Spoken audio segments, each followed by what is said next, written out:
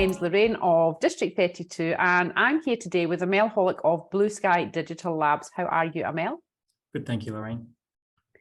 Amel, we're going to be finding out lots about, what you do, what you're passionate about, and we're going to really understand, what you do and who you do it for. But what is, in a nutshell, Blue Sky Digital Labs? We are a custom software development company, building solutions, creating new products, integrating existing products, launching new markets and new ideas, or integrating existing platforms. And how did you start that? Were you just a born developer? Just a born developer. Yeah. Started building custom software from day one out of university, which was 19 years ago. Okay. And I've always just built custom things. Yep. Wow. So you started building it, so you went straight into business after university? You started doing it for other people, or did it start as a hobby? Or I did it for other people for 7-8 years, but I was always very clear from the beginning in my mind that I would eventually launch my own business. So I wanted to make sure that I was really good at what I did before I went and started a business for it. Sounds as if you had your act together. Well, your career path, many don't. Right, so Blue Sky Digital Labs is custom software solutions. Who do you like to work with? What sort of solutions do you like to build? What's that ideal client for you? What do you love to do in that space? Clients that want to achieve an outcome and are very clear on what the outcome is, and that outcome could be to innovate. That could be to be better than their competitors. They've seen something that someone else does that their competitors don't, and they want to stand out from the crowd. Something digital, something custom.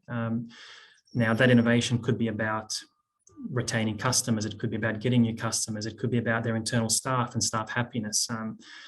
But the idea of innovation is kind of one of the keys to our business. And then the other customers are those that have amazing ideas and want to turn those ideas into reality, whether that's an app or a web platform or even hardware. We do quite a bit of work around that.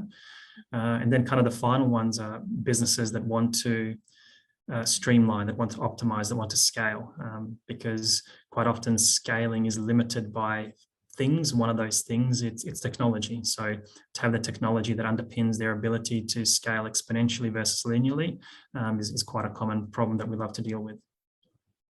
Yeah, I've heard that a few times recently from business owners saying, the technology, they've hit a ceiling, and they need to get to the next level. The software, the systems they're using are preventing their growth, yes. which is interesting. You said something else interesting there around staff happiness.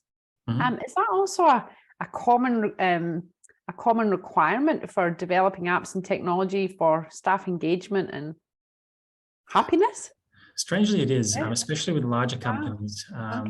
So it's a way of retaining staff. It's a way of keeping track of their happiness, not so much track of their performance, but understanding what they need to help them perform better in that regard. So it's not one that I expected a lot, but it is one that commonly happens.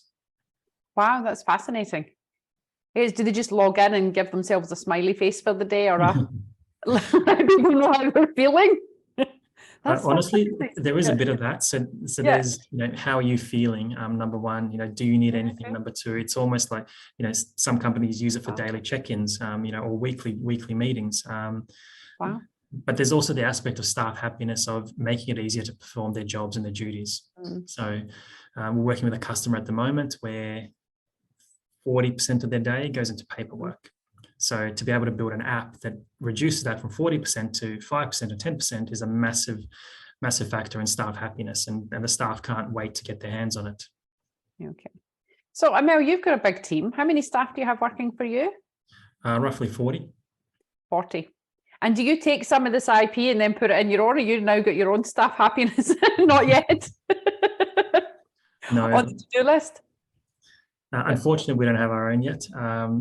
We have weekly meetings. We follow a different kind of protocol, but we'd love to take code from clients, but we're very much every bit of code we write for a client belongs to them. It's their intellectual property, so we never touch it. It's always nice to get the ideas, though, to have that innovation front door, to just get that client perspective. That'd be wonderful. It is, and that's one of the, I suppose, the points of difference when you work on so many different projects across so many different industries and clients. The ideas that you get when a new client walks in, that you go, oh, you know, I know how you can solve your problem. That's a real key aspect of the business. No competitive edge that you have. Yep. And that which leads me on to, Emil, you know, why are you different? Why should we look at working with yourselves for our mobile app development as opposed to someone else? Yep. Number one, we're local. So being able to talk to clients directly, both myself, the project managers, the developers, the communication is critical to understanding and building the right thing and being efficient and therefore saving time and money. That's really important. Number two, we pride ourselves on recruiting good people. And, you know, every business owner knows that if you recruit exceptional people, that drives the business. So if there's one thing we've done right over the course of the journey, it's get the best developers, train them and retain them. And that then has a big impact on what you give to clients. Wow. And we've just been doing a bit of a blunder series with yourself around, you know, what happens when people go to the one-man band or they try and outsource, and the difficulties in translating the needs into the outcome for someone who's not a developer is tricky to say the least. It is, and the one-man band thing is also something to, I suppose, to avoid if you can. Our business is built on teams of developers because we believe it takes an entire team. Doesn't mean full time. It could be, you know, only a few hours a week from each team member, but it takes a team and many, many skill sets to be able to build an app properly, whether it's a hardware app, a software app, or a mobile app, it doesn't matter. And therefore the client gets the benefit of, I suppose, multiple minds, multiple skill sets to build what they need. Okay.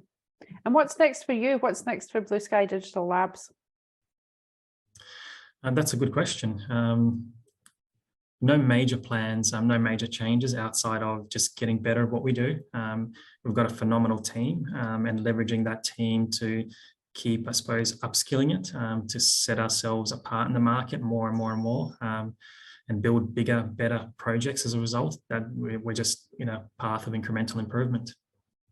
Which I absolutely love, because I remember when you and I were sitting in Mount Lawley and you were telling me about the growth in your business. And I was asking, you know, what was that one thing that you attributed it to? And you said to me at the time, continuous improvement. And I took that on board right away. And all we've did since then is continuous improvement.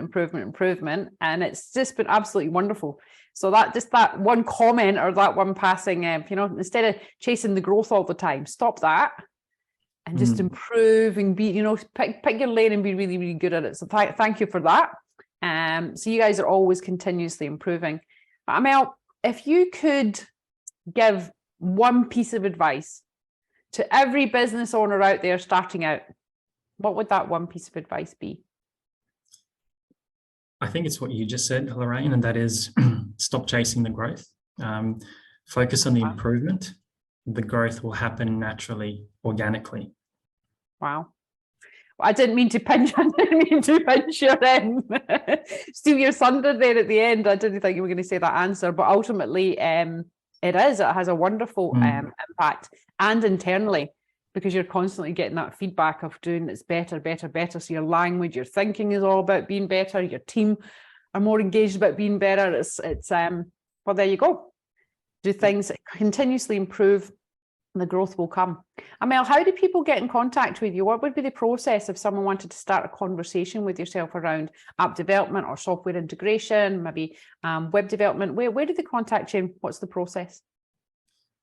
Either through the website or through LinkedIn. LinkedIn is a really good tool that I use a lot. So if anyone wants to reach out over LinkedIn, they're more than welcome to.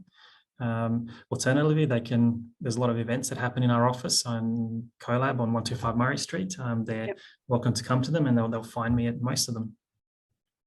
Beautiful. So we'll put your contact details down below this video. And Emil, thank you very much. Thank you, Lorraine.